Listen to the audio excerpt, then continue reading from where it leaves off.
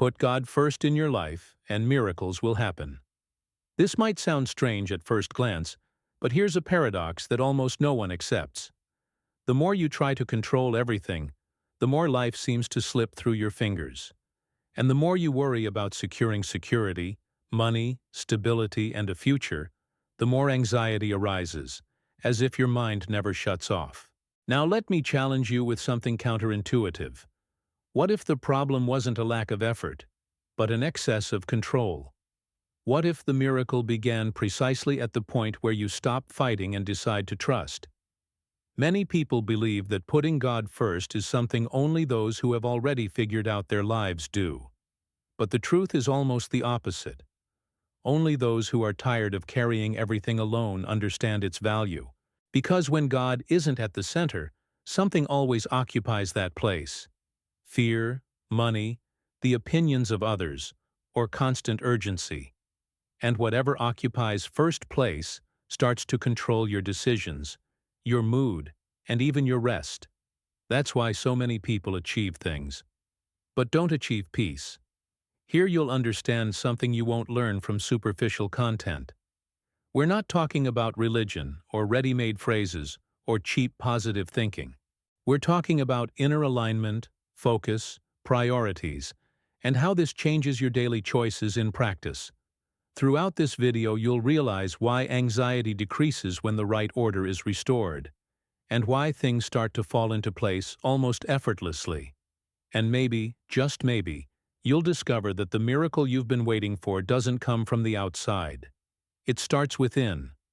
The real obstacle isn't a lack of opportunity. It's the anxiety that divides you from within. You may have talent, contacts, and good ideas, but if anxiety is at the wheel, everything becomes a fog. It makes you rush all day and in the end, feel like you haven't gotten anywhere. Kind of like a lot of effort, little result. Because anxiety isn't just worry. It's a divided mind, a broken heart, focus leaking everywhere. And when your focus leaks, your energy leaks too. And prosperity, in peace, finances, and direction, starts to escape as well. Now breathe. This isn't a sentence, it's a diagnosis. And diagnosis is the beginning of healing. Notice how anxiety always pulls you towards, what if it goes wrong? What if I'm missing something?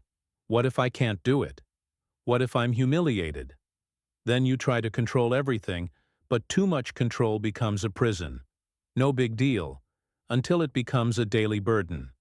In practice, it steals your sleep, your clarity, and even your courage to act on what truly yields results. Want a simple example for today?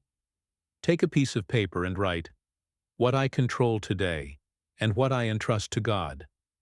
This exercise alone begins to replace anxiety with confidence, and confidence opens up space for solutions. And here's a point that almost no one talks about. When you put God first, it's not religion, it's inner alignment. It's like adjusting a compass.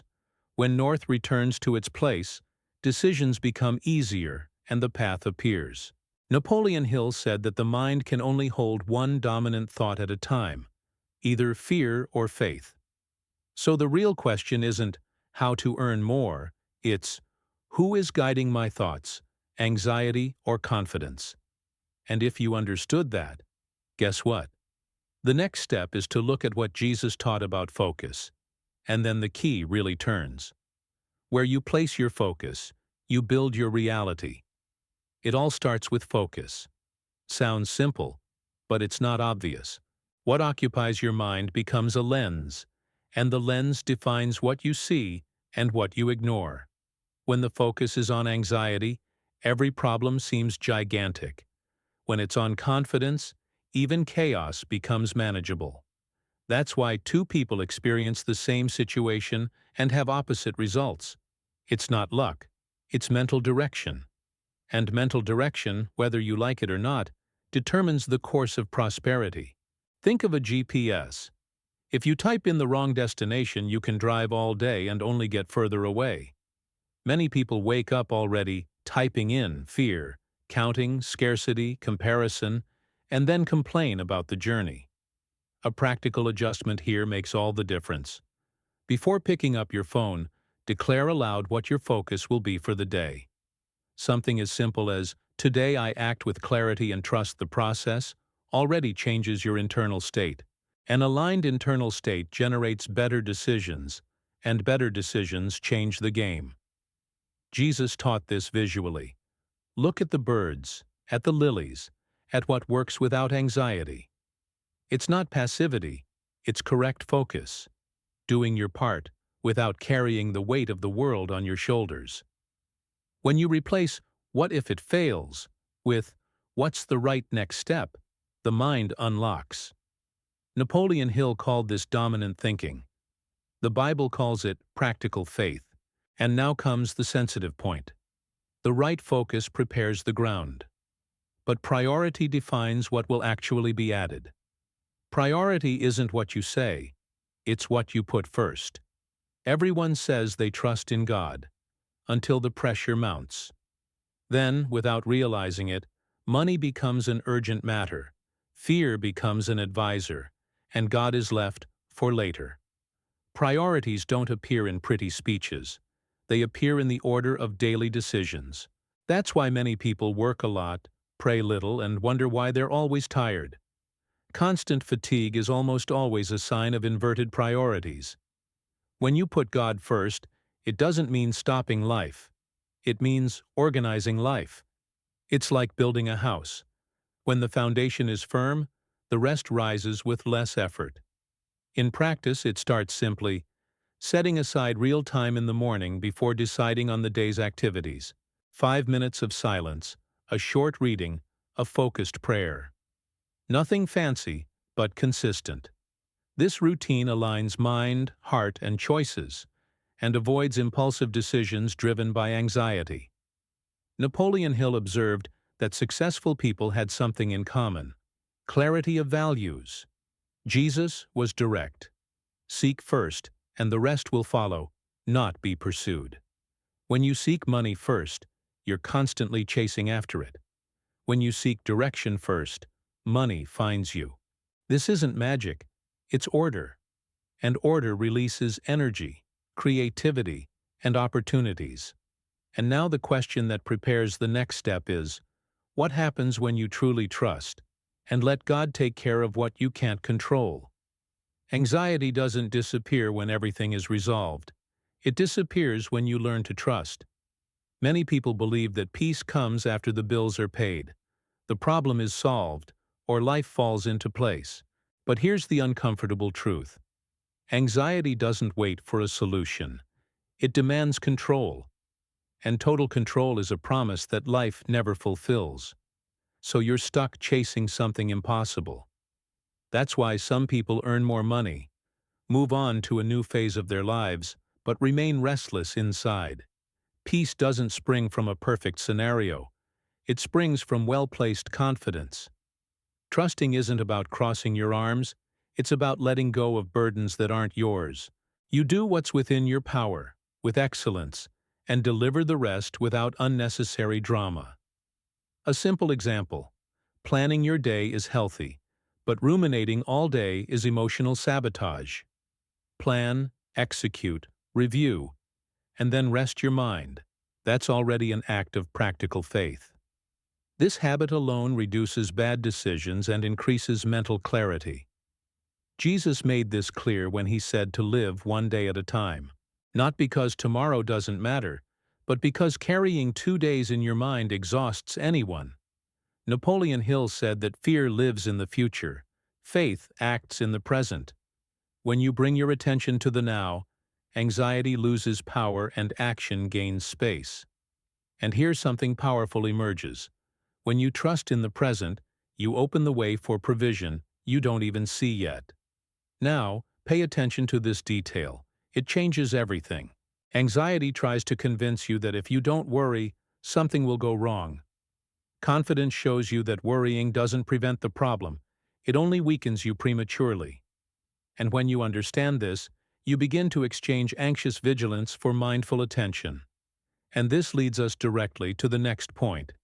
What really happens when you decide to live guided by faith and not by fear? When you truly trust, things start to fall into place without forced effort. There's a silent moment when life changes, and almost no one notices when it happens.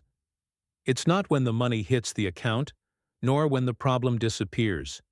It's when the mind stops fighting the future. From then on, decisions become simpler, opportunities begin to appear, and the burden lessens. Not because you've become smarter, but because you've stopped wasting energy fighting the invisible. That's when the addition begins to operate. When God comes first, you stop negotiating principles for immediate relief. You don't accept just any offer. You don't take any shortcuts. You don't say yes simply out of fear of failing. In practice, this protects you from choices that seem good in the short term but cost dearly later. A very real example. Learning to say no now avoids months of anxiety down the road. Discernment is also provision, even if it doesn't seem so at first. Napoleon Hill observed that people who are aligned internally attract solutions that aren't on their radar. This isn't cheap mysticism. It's a clear mind perceiving opportunities that anxiety ignores. When you're not desperate, you listen better, observe better, and act better. That's why calm people tend to close good deals and create good connections. Calmness becomes a competitive advantage, and few people understand this. Another important point: the increase doesn't always come as immediate money. Sometimes it comes as an idea, a contact, clarity, perfect timing, or a silent deliverance. And those who live anxiously almost always miss these signs because they are too busy trying to control everything. Confidence sharpens perception, and perception changes results.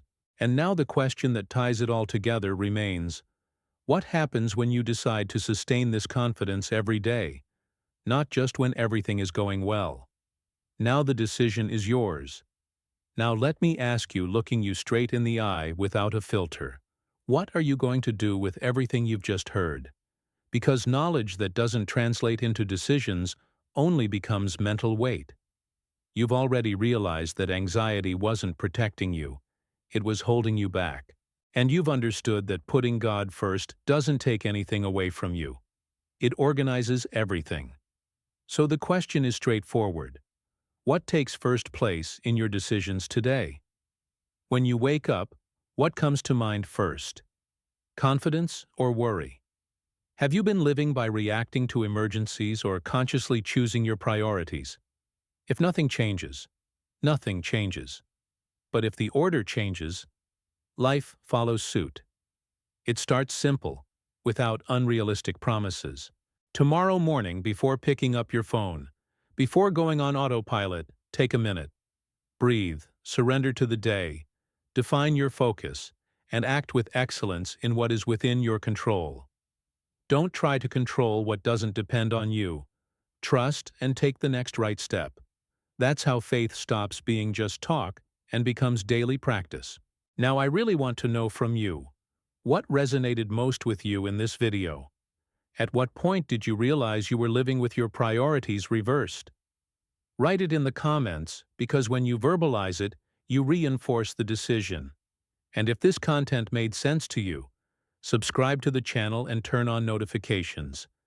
Here you will continue learning, step by step, how to align faith, mind, and decisions.